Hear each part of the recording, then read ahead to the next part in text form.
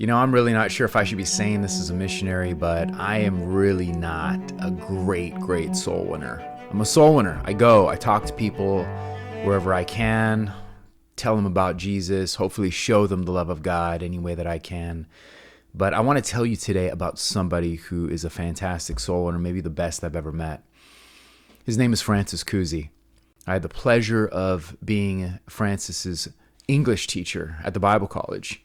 And he was one of the more quiet ones, but I immediately recognized that this man had leadership qualities. He didn't people please.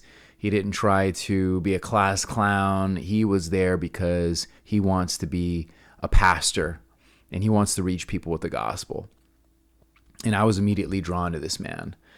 He became my soul winning partner. One day after class, he says, Abram, I led this man to the Lord. His name's Michael, and he has a wife, Georgina. I have an appointment to meet with her, and I want you to go with me. I want you to give her the gospel. I was like, wow, that's a pleasure. It's an honor, a privilege.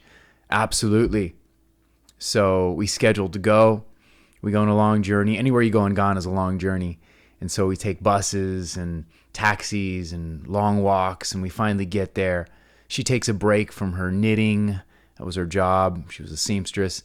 And she listens intently to the gospel presentation that Brother Francis translated for me.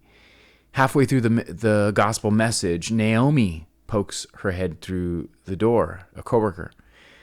And she says, what you're telling her, can you come back another time and please tell me? I want to know.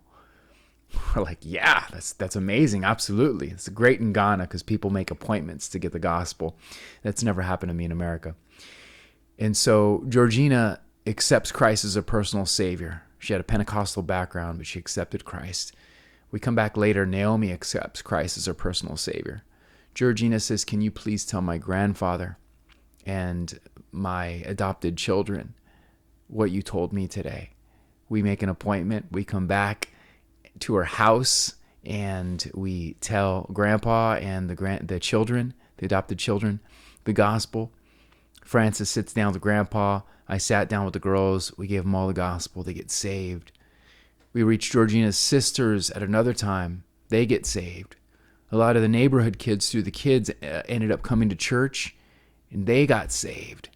And about at least a dozen people from that family and neighborhood have been faithfully coming ever since I left last year.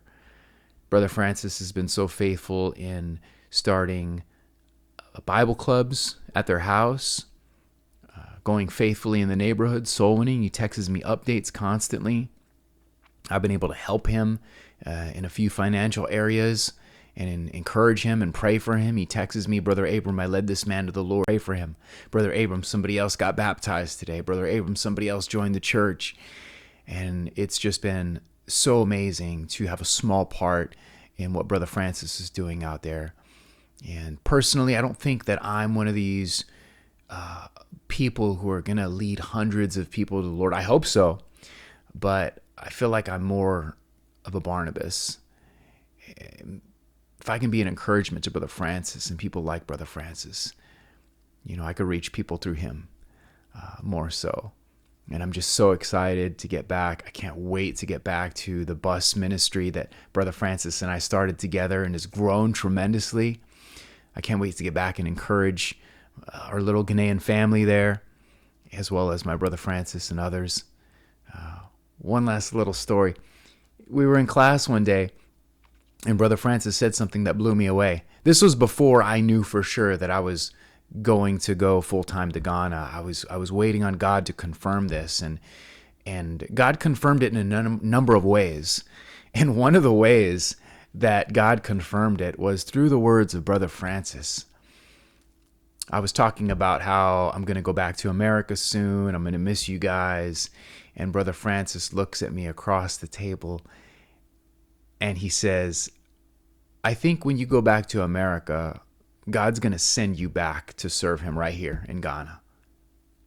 And that just blew me away. I stood quiet for a while and I said, what? I pulled out my phone, I recorded, and he said it again. He says, I think if you go to America, God send you back to Ghana to serve him here. Yeah. And lastly, here's how you can help. So Georgina's livelihood was destroyed in a fire not too long ago. And this family has been struggling, but this family has been faithful. They've been coming to church faithfully for a long time. And me and Francis have been talking about the best way we can help her. And the best thing we can come up with is getting her a refrigerator so she can refrigerate drinks and sell drinks to help support her family. This is a huge need that she has, and I really want to make this happen. If I can't raise the money, I'll give her the money myself, but I'm inviting you to take part in this blessing to Georgina, a faithful woman who is doing the best she can, and we can help her. I need to raise $500 to get her this refrigerator that will be a blessing to her, allow her to provide for her family. So I've come across so many people who've, told me, hey, if you need anything, let us know. Well, I hate to put it that way, but if you've told me that, here's your opportunity. This is what I need. I need people to help me provide for this lady who is very dear to my heart and her family. And so if you can be a blessing in any way and would like to contribute towards this refrigerator, to be a blessing to a family that has been faithful for almost a year now, please let me know. We can figure out how to do that. And so that would be amazing, and that would be a blessing, I know, to this family. God bless you. Have a wonderful day.